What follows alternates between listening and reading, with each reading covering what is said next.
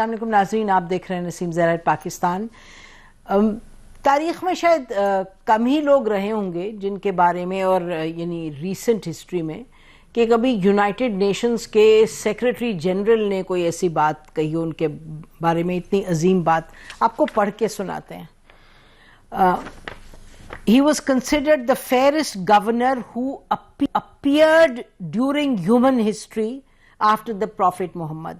So we advise Arab countries to take Imam Ali bin Abi Talib as the example in establishing a regime based on justice and democracy and encouraging knowledge.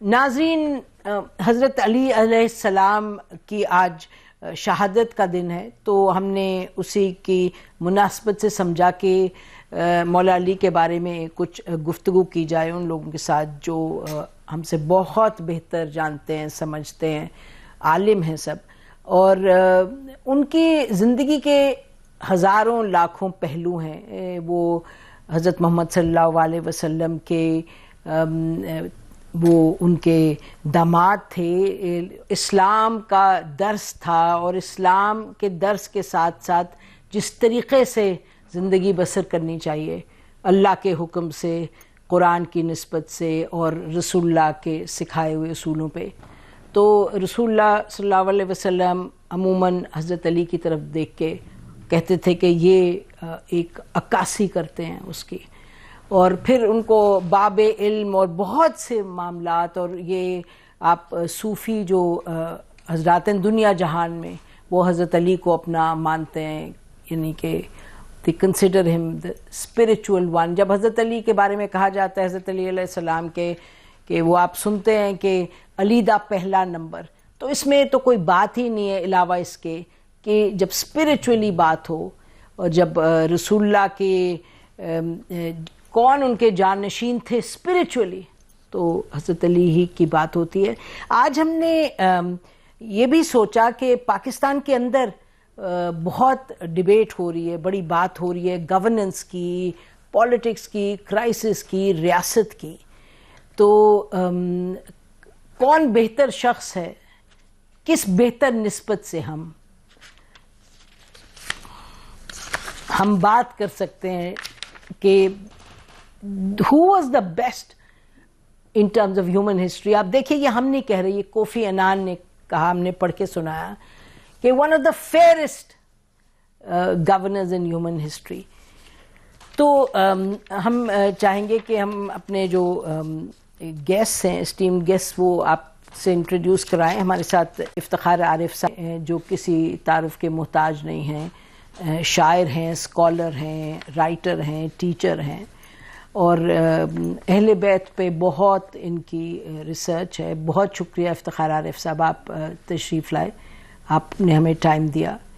ناظرین، doctor Arifa سیدہ زہرا صاحبہ، آپ ان کی بہت عموماً باتیں سنتے ہیں، بہت اچھی باتیں سنتے ہیں، وہ باتیں جو آج کے دور میں بہت کم لوگ ہیں وہ ادا کر سکیں، انسانیت کا جو درس یہ دیتی ہیں۔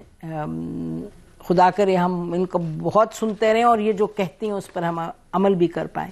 اور ہم حمیرہ مسیح الدین صاحبہ، شی از اے ینگ اسکالر، اور یہ بھی بہت دل سے، بڑی محبت سے اسلام کو، اسلام کے جو عظیم شخصیات ہیں رسول اللہ صلی اللہ علیہ وسلم اور سب لوگوں کے بارے میں بہت پڑھتی ہیں اور بہت درس بھی دیتی ہیں۔ آپ لوگوں کا بہت شکریہ۔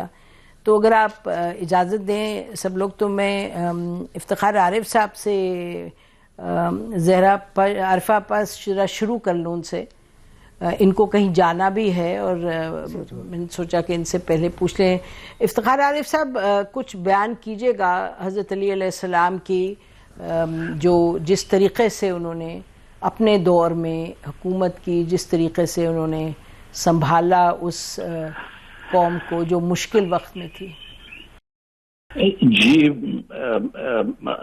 امیر المومنین علی ابن ابی طالب علیہ السلام کرم اللہ تعالی وجہہ کی جو ذات گرامی ہے، اس کے بارے میں جو آپ نے تعارفی بات کہی، تو جب امیر المومنین کی ولادت ہوئی اس وقت سے لے کر اور جب پہلی دعوت اللہ کے رسول علیہ الصلوۃ والتسلیم نے دی دعوت ذی الشورى میں، اور اس کے بعد ہجرت کا موقع، اور پھر اس کے بعد بدر کا موقع اور احد کا موقع اور خیبر کا موقع اور خندق کا موقع اور نبی کریم علیہ الصلوۃ والتسلیم کی دنیا سے رحلت کا موقع، یہ ساری منزلیں ایسی ہیں جس میں امیر المومنین اگر آپ کوئی شمار کریں تو آپ کو اندازہ ہوگا کہ کہاں کہاں اللہ کے رسول علیہ الصلوۃ والتسلیم کے ساتھ ساتھ تھے.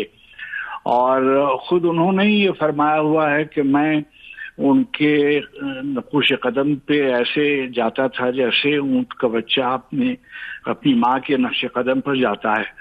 اور تمام لوگ اس بات پر اتفاق رکھتے ہیں، وہ فقیہ ہوں، وہ صوفی ہوں، وہ علماء ہوں یا دوسرے مذاہب کے ماننے والے، اس بات پر اتفاق کرتے ہیں کہ اللہ کے رسول علیہ الصلوۃ والتسلیم کے بعد ان کی منزلت بالکل مختلف ہے اور منفرد ہے. آپ نے ابھی یہ بات کہی کہ جو نہج البلاغہ کے بارے میں آپ گفتگو کر رہی تھی کوفی عنان کے حوالے سے، تو میں سمجھتا ہوں کہ اگر آپ اس کو دیکھیں ان خطبات کو جو نہج البلاغہ میں ہیں، یہ وہ تمام خطبات ہیں جو شریف رضی علیہ الرحمہ نے جمع کیے تھے، اور وہ اس سے پیشتر موجود تھے، مختلف کتابوں میں اس کا استناد ملتا ہے، اس کے ریفرنسز ملتے ہیں، وہ نقل کیے جاتے رہے. انہوں نے ان کو جمع کیا تھا، اور وہ خود بہت بڑے شاعر تھے شریف رضی، اور ایک بڑے خانوادے سے تعلق رکھتے تھے. وہ اور ان کے بڑے بھائی شریف مرتضی عالم الہدیٰ، یہ دونوں شیخ مفید کے شاگرد تھے. انہوں نے اللہ کے رسول کی سیرت پہ بھی لکھا ہے، قرآن کے بارے میں بھی لکھا ہے، اس کی جو ادبی جہتیں ہیں اس پہ بھی لکھا ہے، ائمہ کے خصائص پہ بھی لکھا ہے. تو بہت بڑا کام ہے.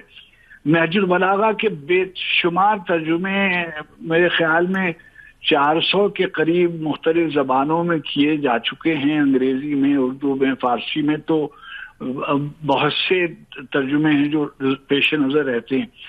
اس میں اگر آپ اس کو دیکھیں، جو مالک اشتر کے نام جو ان کا ایک خط ہے جس کا بار بار ذکر ہوتا ہے، اور یہ یہاں پاکستان کے لوگوں کے لیے شاید ان کے علم میں ہوگا کہ قائد اعظم محمد علی جناح نے علامہ رشید ترابی مرحوم کو یہ حکم دیا تھا کہ وہ خواہش ظاہر کی، اور ان کے ایما پر انہوں نے اس کا انگریزی میں ترجمہ کیا تھا، جو وقتاً فوقتاً پاکستان میں شائع ہوتا رہا ہے. اور ہمارے بعض سیاسی زعماء نے اس کو شاید وسیم سجاد صاحب کے زمانے میں وہ غالباً تقسیم ہوا، اور بہت سے اداروں نے اس کو شائع کیا، ایران میں بھی اور عراق میں بھی. جی تو اگر آپ جی ہاں، اگر آپ اس کو دیکھیں تو آپ کو اس کے انڈیکس سے اندازہ ہوگا کہ جیسے یہ کسی بالکل جیسے آپ کہتے ہیں ماڈرن ایڈیم میں لکھا ہوا ہیومن رائٹس کا چارٹر ہے، جس کے بارے میں انہوں نے یہ لکھا کہ حاکم کو کیسا ہونا چاہیے، عدالت کو کیسا ہونا چاہیے، فوج کو کیسا ہونا چاہیے، مالیات کا طریقہ کیا ہونا چاہیے، حاکم کو کیسا ہونا چاہیے، اور مشورہ کیسے ہونا چاہیے، حاکم کے تعلقات تجارت کرنے والوں سے کیسے ہونے چاہیے، زمینداروں سے کیسے تعلقات ہونے چاہیے، کیسے اس کو. اور جو سب سے بڑی بات جس کی طرف اشارہ کیا جانا چاہیے وہ یہ ہے کہ انہوں نے صرف مسلمانوں کے لیے وہ چارٹر نہیں تھا، بلکہ انہوں نے واضح طور پر یہ بات کہی کہ مالک اشتر، تم جن لوگوں پر حکومت کرنے جا رہے ہو مصر، وہاں دو طرح کے لوگوں سے تمہارا سابقہ پڑے گا. ایک تو وہ جو تمہارے دین کے ماننے والے ہیں، تمہارے ہم عقیدہ لوگ ہیں، اور دوسرے وہ لوگ ہیں جو انسانی سطح پر تمہارے بھائی ہیں، تمہاری نوعیت کے ہیں. تو ان دونوں کا حق ہے تم پر، اور ان کے ساتھ عدل کے ساتھ اور مساوات کا معاملہ کرنے کی ضرورت ہے. پھر یہ کہا کہ غریبوں کے خیال کرنا، ان کے حقوق کا خیال کرنا، ظلم سے اعتراض کرنا، کسی پہ زیادتی نہ کرنا، اپنے نفس کو، اور کوئی یہ جو نیپوٹزم وغیرہ کے ہم تانے دیتے ہیں اور عمرا سے اپنے آپ کو دور رکھنا، عوام سے اپنے آپ کو جوڑ کر رکھنا، کہیں کسی کسان کے ساتھ، کسی تاجر کے ساتھ، کسی کے ساتھ زیادتی نہ ہونے پائے، تمام طبقوں کا خیال رکھنا، اس لیے کہ تم جواب دہ ہو، تم اپنی رعایا کو بھی جواب دہ ہو، تم مجھ کو بھی جواب دہ ہو، اور اللہ کو بھی جواب دہ ہو. تو میثاق مدینہ کے بعد اللہ کے رسول صلی اللہ علیہ وسلم کے نقش قدم پر چلتے ہوئے یہ جو ڈاکومنٹ ہے، یہ جو دستاویز ہے، یہ میں سمجھتا ہوں کہ جسے کہیے رہتی دنیا تک باقی رہنے والا ہے، اور بہت ہی مثبت اس میں تمام باتیں کہی گئی ہیں. ایسے معلوم ہوتا ہے کہ جیسے عصر حاضر کا کوئی دانشور، کوئی فقیر، کوئی جورسٹ، کوئی ہیومن رائٹ کا نگراں ایک یعنی قرآن سے اور حدیث سے اور اللہ کے رسول کی سیرت سے استفادہ کرتے ہوئے تمام عالم انسانیت کے لیے ایک پیغام دے رہا ہے. اور میں سمجھتا ہوں کہ صحیح معنی میں اس کو کہا جاتا ہے کہ یہ جو ڈاکومنٹ ہے یہ گڈ گورننس کا سب سے بڑا شاید اسلامی تاریخ میں ہی نہیں، عالمی تاریخ میں سب سے بڑی دستاویز ہے. بہت شکریہ، آپ نے بہت ایک تفصیل میں اور جو مین اس کے پوائنٹس تھے گورننس کے حوالے سے افتخار عارف صاحب آپ نے بیان کر دیے، اور ناظرین یقینی طور پہ اس سے مستفید ہوئے ہوں گے. میں چاہوں گی کہ آپ کا بہت شکریہ افتخار عارف صاحب. ناظرین ہم بریک لیتے ہیں، بریک کے بعد واپس آتے ہیں، ہمارے ساتھ رہیے گا.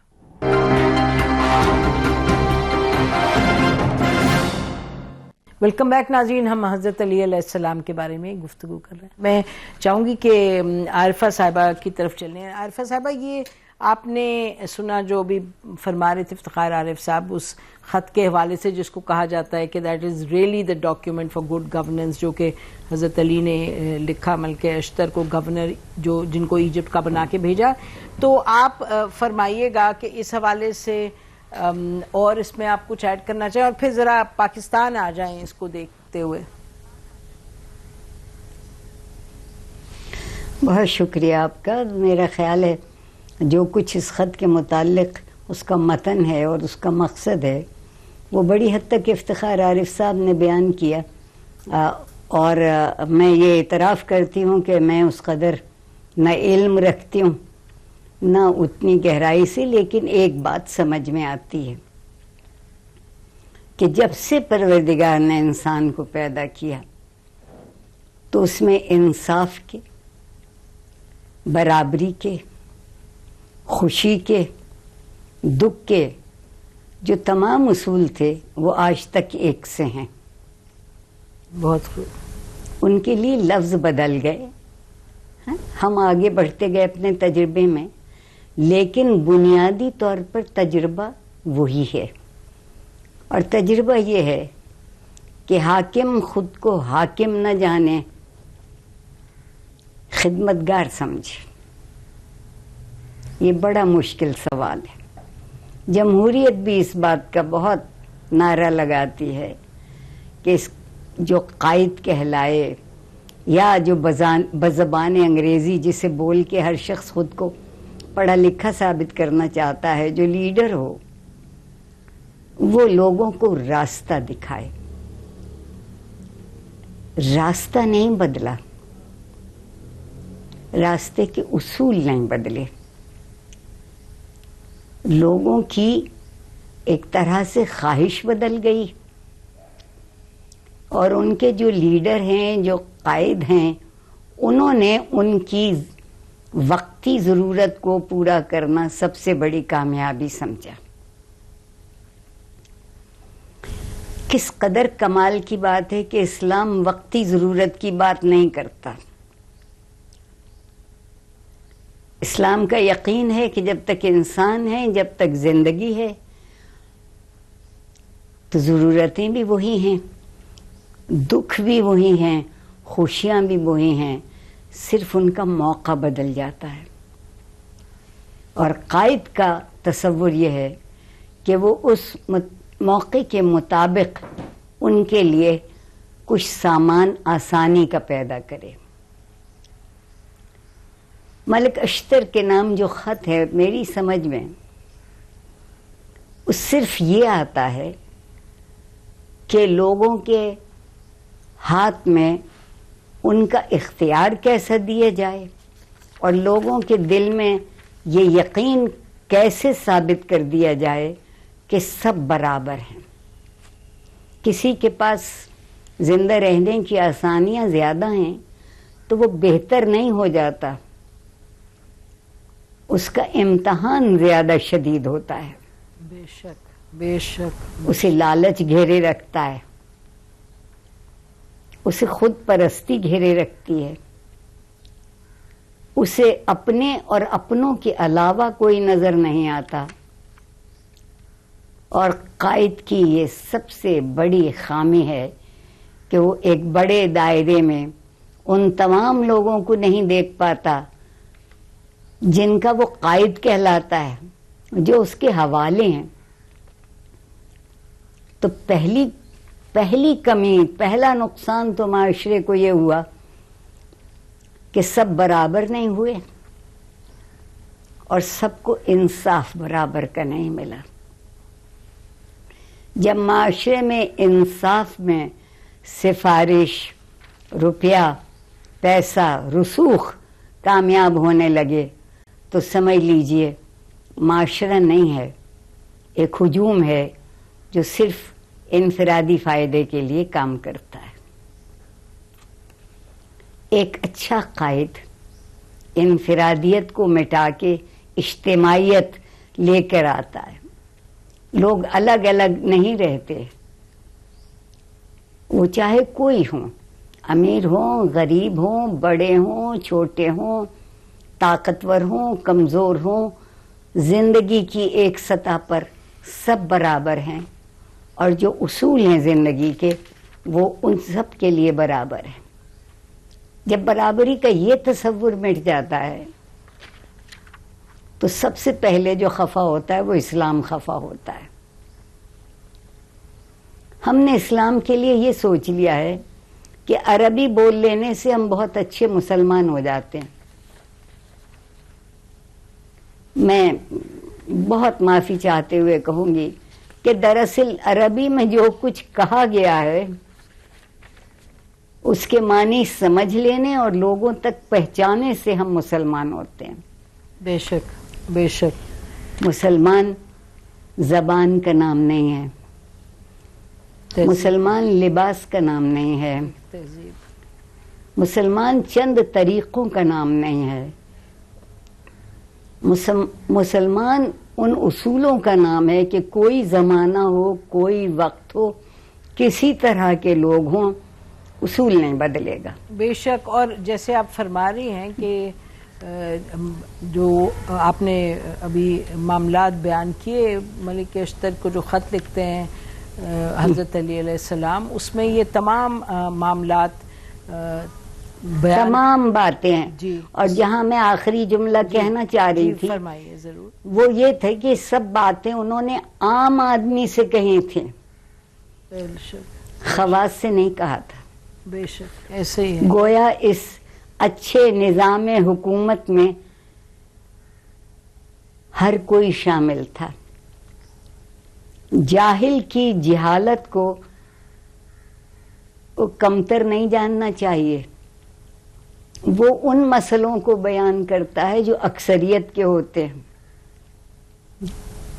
جو اپنے علم سے ایک بڑی سجی سجائی زبان میں کچھ بات کہتے ہیں، وہ سب لوگوں کی بات نہیں ہوتی۔ عام آدمی کی بات یہ ہوگی کہ مجھے روٹی نہیں ملتی اتنی جتنی میری بھوک ہے، تو وہ قائد، وہ طرز حکومت، وہ طرز خیال، وہ فکر सब बेकार, सब बेकार. माशरे में एक तसल्ली का एहसास होना चाहिए, एक तशफ़ी का एहसास होना चाहिए कि मुझे मेरा हक ज़रूर मिलेगा.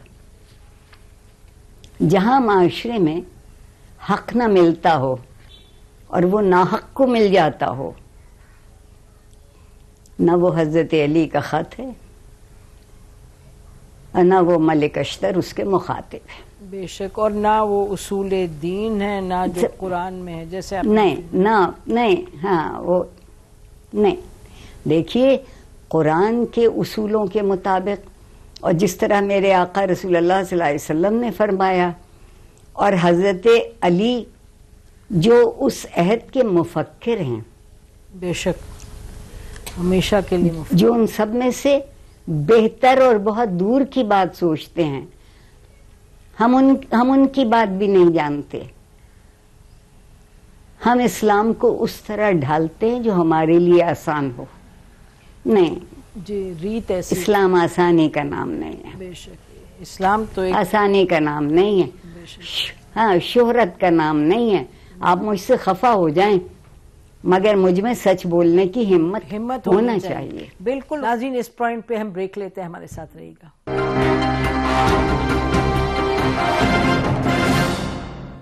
वेलकम बैक नाज़रीन, गुफ्तगू को जारी रखते हैं. हुमैरा साहबा को कहते हैं वो ज़रा हमें ज्वाइन करें इसमें. हुमैरा, आप सुन रही हैं बड़े गौर से तमाम जो बातें हुई हैं, तो आप ये बताइए हुमैरा कि आपका इस पे इन पे क्या ख्यालात हैं. अगर हम ये, मैं तो नसीम बस वो ऐसी पर्सनालिटी है, ऐसी शख्सियत है सैयद अली करमल्लाहु वजह के, इंसान उनके बारे में क्या कहे क्या ना कहे, कहाँ से अहाता करें.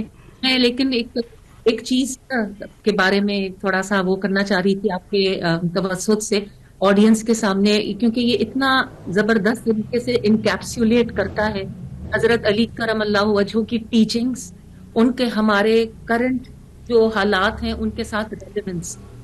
तो एक छोटा सा, अगर हमारे पास टाइम है, मैं 4 अशार पढ़ना चाहती हूँ. 1935 में अल्लामा इकबाल ने एक नज़म लिखी थी, क्योंकि 1935 में अंग्रेजों ने ये इजाजत दे दी थी जंग आज़ादी के बाद कि मुसलमान अब तलवार उठा सकते हैं या तलवार से लैस हो सकते हैं.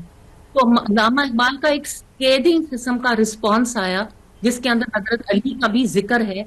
तो वो मैं आपके ऑडियंस के सामने रखना चाहती हूँ, क्योंकि इधर से सैयदना अली की रेलेवेंस का पता चलता है. तो अगर आपकी इजाजत जी जरूर. तो अल्लामा इकबाल फरमाते हैं, सोचा भी है ए मर्दे मुसलमान तूने, क्या चीज है फौलाद की शमशीर जिगरदार. इस बैत का ये मिसरा अव्वल है कि जिसमें पोशीदा चले आते हैं तौहीद के असरार. है मुझे फिक्र मिसराए सानी की ज्यादा, अल्लाह करे तुझको अता फकर की तलवार. कब्जे में ये तलवार भी आ जाए तो मोमिन या खालिद जांबाज है या हैदर. तो आज आपके पास तमाम वो वसाइल हैं, हुकूमत के रिसोर्सेज हैं, रियासतें बनी हुई हैं, कुछ रियासतों के पास तेल है, कुछ रियासतों के पास जौहरी तवानाई है, लेकिन शायद कभी मुस्लिम दुनिया को मैंने इस कदर पासमानदा और द फेथ ऑफ इस लेवल का जो ज़ोर है गजा के अंदर, तो हमें बिल्कुल वो पाया है जिस तरह कहते हैं ना कि without any strength, without any power. क्यों?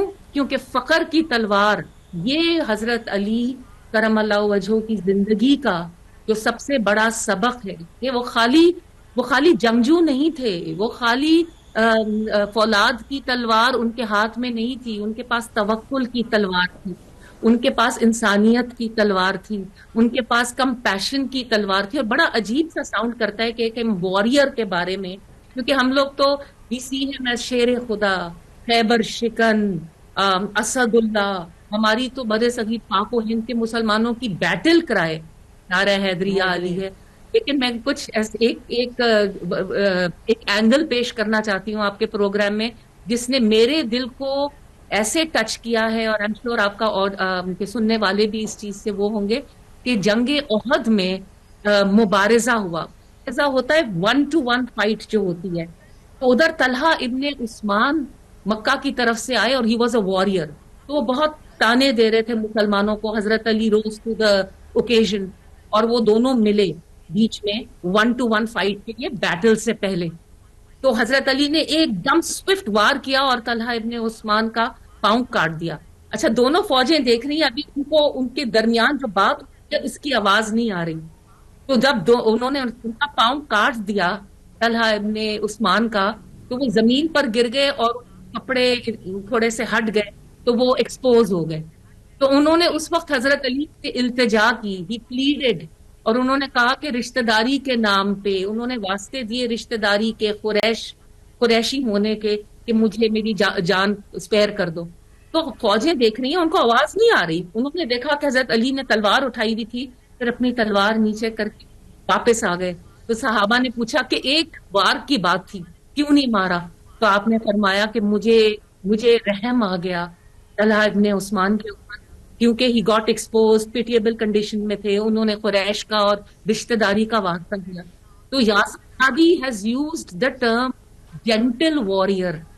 یہ مجھے اتنا, کیونکہ ہم لوگ ایک ایسپیکٹ دیکھنے کے عادی ہیں نا, لیکن جس طرح علامہ اقبال کہتے ہیں کہ پرفیکٹ بیلنس ہے مومن کا, اخاریو, غفاریو, دوسیو, جبروت, یہ 4 عناصر ہوں تو مسلمان. اینڈ دس از سیدنا علی کا جو کیریکٹر کا مینیفیسٹیشن ہے, پرسونیفیکیشن ہے, وہ اس واقعے سے اس کا پتہ چلتا ہے کہ آپ جنگجو بھی ہیں, آپ خیبر شکن بھی ہیں, آپ جوش میں بھی ہیں, لیکن آپ کی انسانیت جو ہے وہ اپنی جگہ اسی طرح قائم ہے اور کھڑی ہے. اور آپ تو یہ مجھے بہت فیسینیٹ کرتا ہے سیدنا علی کا ذات کا یہ پہلو.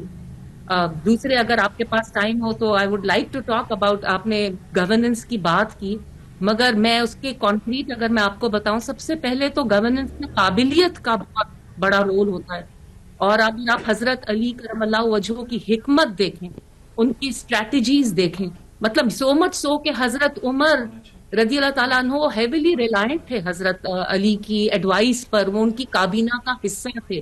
حتیٰ کہ حضرت عمر کی میں بایوگرافی پڑھ رہی تھی تو اس میں لکھا تھا کہ حضرت عمر کہ may I not live in a city in which Ali is not living, میں اس شہر میں جس میں علی. یہ وہ تو, اور جو حضرت علی کو وہ مشکل کیسز ریفر کرتے تھے, اور کتنی ججمنٹس میں نے پڑھی ہیں بہت انٹرسٹنگ, جہاں پر حضرت علی کرم اللہ وجہہ نے ایسے کوئی زبردست فیصلے کیے کہ انسان کی عقل دنگ رہ جاتی ہے. And of course there was zero tolerance towards corruption, integrity کی اتنے ہائی اسٹینڈرڈس تھے کہ بس ان کا پھر پڑھنے سے ہی تعلق ہے کہ پھر ہم جب ان کو دیکھتے ہیں, انویسٹیگیٹ کرتے ہیں ان کی سیرت کو, تو پھر پتہ چلتا ہے کہ کس لیول کی انٹیگریٹی پہ حضرت علی فنکشن. جی بالکل, ابھی جو آپ بتا رہی تھی خود بھی حمیرہ کے کس طریقے سے ان کی جو اصول تھے کتنے پابند تھے اصولوں کے, اور ابھی عارفہ صاحبہ جو کہہ رہی تھی کہ یہ بڑی اہم بات ہے کہ بدلتے ہوئے زمانوں کے ساتھ ساتھ جو ریلیونس ہے وہ انٹیکٹ رہے, چاہے قرآن پاک ہے, رسول اللہ صلی اللہ علیہ وسلم کی ٹیچنگز ہیں, اور جو حضرت علی کا طریقہ سیاست تھا اور حکومت چلانے کا تھا. تو اسی حوالے سے میں دیکھ رہی تھی کہ جو ان کا خط تھا اس کی یہ عرب ڈیولپمنٹ رپورٹ تھی. بڑی دلچسپ بات ہے عارفہ صاحبہ اور حمیرہ صاحبہ کہ عرب ڈیولپمنٹ رپورٹ 2002 میں جو چھپی, یونائٹڈ نیشنز نے چھاپی, تو اس میں اس وقت کہا گیا, یو این نے کہا کہ اس میں حضرت علی کا جو خط ہے اس کو آپ انکلوڈ کریں, اس کے پرنسپلز کو انکلوڈ کریں کہ جو گورننس ہے اس کا طریقہ کار بہتر ہو. تو اس میں ریلیجس ٹالرنس کی بات ہوئی, برابری کی بات ہوئی, اور یہ کہا کہ the rich always want more, کہ یعنی کہ جو امیر ہیں وہ سب سے زیادہ آپ پر جو تسلط کرتے ہیں اپنی their greed, تو اس سے دور رہنا چاہیے حکمرانوں کو. اور جو بھی آپ بتا رہی تھی عارفہ صاحبہ کہ آپ ان سے یعنی جو آپ کے اشرافیہ ہوتے ہیں اور جو لوگ آپ کے دوست احباب ہوتے ہیں ان کے ساتھ you surround yourself with them. پھر انشور اینڈ آنیسٹ جوڈیشری, کہ جوڈیشری میں ایسے لوگ ہوں جن کا کیلیبر اور کیریکٹر ایسا ہو کہ جو بالکل بیونڈ ڈاؤٹ ہو. اور ایک اور دلچسپ وہ حضرت علی کا ایک کال یہ بھی تو ہے کہ ہر دولت کے انبار تلے ہزاروں لوگوں کے حقوق، سلب شدہ حقوق پڑے ہیں. وہ آپ اس پہ زیادہ روشنی ڈال سکیں گی عارف آپا. اور یہ کہ پاورٹی لیڈس ٹو روئنیشن، کہ معاشرے میں جس میں غربت ہے اس میں پھر معاملات گڑبڑ ہی کی طرف جائیں گے. عارف آپا اوور ٹو یو، اس میں آپ کچھ ایڈ کرنا چاہیں گی پلیز. بہت شکریہ. دیکھیے آپ نے بہت اچھی بات کہی. اگر لوگوں کو انصاف نہیں ملا تو سوچئے کچھ نہیں ملا. انہیں ان کا حق نہیں ملا اور ان کا حق کسی دوسرے کے نام لکھ دیا گیا کیونکہ وہ طاقتور لوگ تھے. میں یہاں جان بوجھ کر طاقت کا لفظ استعمال کر رہی ہوں. میرے جیسے عام آدمی کے پاس کوئی طاقت نہیں سوائے اس یقین کے کہ زندگی انصاف سے اور انصاف کرنے سے گزرتی ہے. ہمارا معاشرہ جو ابتر ہوا وہ اس لیے کہ ہم انصاف کو بھول گئے. اور حضرت علی کے اس خط میں بار بار اس بات کا تذکرہ ہے اور تاکید ہے کہ لوگوں کو زیادتی کا نشانہ مت بناؤ، مت بناؤ. جی ہم آسانی سے بنا لیتے ہیں جی، کیونکہ وہ ہمارے جیسے نہیں ہیں، ان کے پاس روپے پیسے کی طاقت نہیں ہے. اور افسوس ہے کہ یہ دنیا اگر کسی چیز سے مروب ہوتی ہے تو وہ روپے پیسے کی طاقت سے ہوتی ہے. یہ اصول اس لیے زندہ رہے کہ روپے پیسے والوں نے اس پر توجہ نہیں کی، اور جنہوں نے توجہ کی انہیں وہ دولت چاہیے تھی جو روپے پیسے سے خریدی نہیں جا سکتی. فیصلہ بہت عام تھا، بہت عام، بہت سچا، کہ ہر کسی کا حق ہے اور تمہیں کوئی حق نہیں کہ تم کسی اور کا حق غصب کر لو. ہمارے ہاں جو عیاشی ہے وہ غاصب کی عیاشی ہے. وہ دوسروں کے حق غصب کرتا ہے اور صرف اپنے حق جانتا ہے کیونکہ اس کے پاس دولت ہے. آپ وہ خط پڑھیے اور اگر دل میں ذرا سی بھی شرم ہے تو آدمی اتنا شرمندہ ہوتا ہے کہ ہم اتنی معمولی بات نہیں سمجھے کہ پیسہ طاقت نہیں ہے. انسان کا وقار اور اس کے حق طاقت ہیں. اگر ہم وہ حق اور وقار اس تک پہنچا سکتے ہیں تو ہم اچھے قائد ہیں. بے شک. اور اگر ہم اس کا حق اور وقار مٹا کے کھڑے ہوتے ہیں تو پھر ہمارے ذمے صرف نفرت آنی چاہیے. بے شک. اور آپ دیکھیے وہ لوگ نفرت پھیلاتے ہیں، جی اونچے نیچے کا فرق بتاتے ہیں. بالکل. کسی مذہب میں اونچے نیچے کا فرق نہیں ہے، اور سب سے زیادہ جو فرق کو بار بار برا کہا ہے وہ میرا مذہب اسلام ہے. بے شک بے شک. اب تو آپ اس کو دیکھ لیجئے. جی جی بالکل. حمیرہ یہ آپ اس پر کچھ اور کہنا ہے؟ ایک حضرت علی کا قول ہے، اور کیا قول ہے حضرت علی کی. تو ویسے بھی اوریٹری جو تھی وہ سج کے اس میں پیرائے میں بولتے تھے، تو ردم بہت ہوتا تھا، تو اس لیے آسانی سے ان کی باتیں یاد ہو جاتی تھی. یہ ایک قول ہے جو میں نے بچپن میں سنا تھا اور آج تک میرے دماغ پہ نقش ہے کہ اللہ نے ہر انسان کے لیے دنیا میں رزق اتارا. پیر کی پیار خوری غریب کے فاقے کا باعث. بے شک. ایسی ہی بات ہے. آپ لوگوں کا بہت بہت شکریہ. یہ تو گفتگو جاری رکھ سکتے ہیں گھنٹوں، لیکن اب پروگرام کا بدقسمتی سے وقت ختم ہو گیا ہے. ناظرین، ہمیں جو سمجھ آئی زندگی میں، تھوڑا بہت جو سمجھ ہے وہ یہی آتی ہے سمجھ کہ ایک ہے میکیویلین پالیٹکس، جو کہ جوڑ توڑ، جھوٹ، سچ، طاقت، پیسہ، یہ سب ہے، اور دنیاوی شو کے لیے ہے، اور وقتی شو کے لیے ہے، وقتی طاقت کے لیے. اس میں تکبر بھی ہے، غرور بھی ہے، جھوٹ بھی ہے، سچ ہے. اور پھر ایک ہے حضرت علی علیہ السلام کی سیاست. اور وہ سیاست ہے جو کہ معاشرے کے یتیم، وہ لوگ جن کے پاس وہ طاقت نہ ہو جو کہ شرفا کے پاس ہے، وہ لوگ جن کے پاس وہ طاقت نہ ہو جو طاقتوروں کے پاس ہے، وہ لوگ جو کہ یتیم ہیں، جیسے پروفیسر کرار حسین صاحب نے یہ کہا اپنی کتاب میں کہ یتیم کا جو مطلب ہے قرآن میں یہ وہ ہے کہ وہ لوگ جو کہ who do not have support, who do not have resources.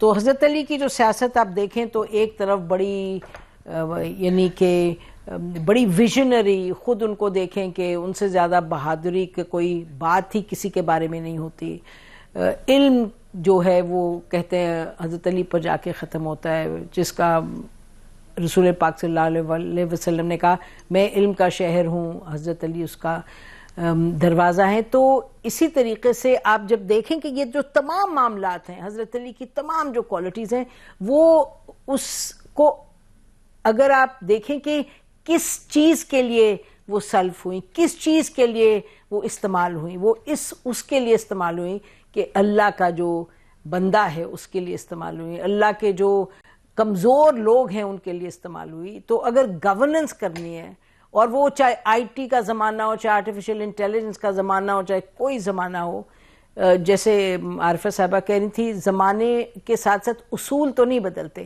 انسانیت کے اصول نہیں بدلتے. تو اس انسانیت کو کیا آپ اپنی گورننس کے تھرو پروان چڑھا سکتے ہیں؟ کیا آپ جو کمزور ہے اس کو آپ اس کمزوری سے، اس مشکل سے نکال کے وہ اپرچونٹیز دے سکتے ہیں جو کہ اللہ کا حکم ہے کہ جن کے پاس پاور ہو، جن کے پاس وسائل ہوں؟ آپ قرآن دیکھیے بھرا ہوا ہے انہی معاملات سے، کہ جیسے ابھی کہہ رہی تھی عارفہ صاحبہ 100% بات تو درست ہے، یہ قرآن میں حکم ہے کہ جن کے پاس ہے، چاہے آپ کے پاس عہدہ ہے، چاہے آپ کے پاس پیسہ ہے، چاہے آپ کے پاس کوئی جو بھی آپ کے پاس ہے یعنی اتھارٹی ہے، وہ اگر آپ اس کا استعمال کریں، آپ انسانوں کو آگے بڑھانے کے لیے، ان کو اپرچونٹی دینے کے لیے، ان کو امن چین دینے کے لیے، تو پھر آپ کی جو گورننس ہے only then is it meaningful. اور حضرت علی سے بہتر کون ہمیں یہ بتا گیا ہے، دکھا گیا ہے، سکھا گیا ہے. ہماری طرف سے اتنا ہی. خدا حافظ. پاکستان زندہ باد.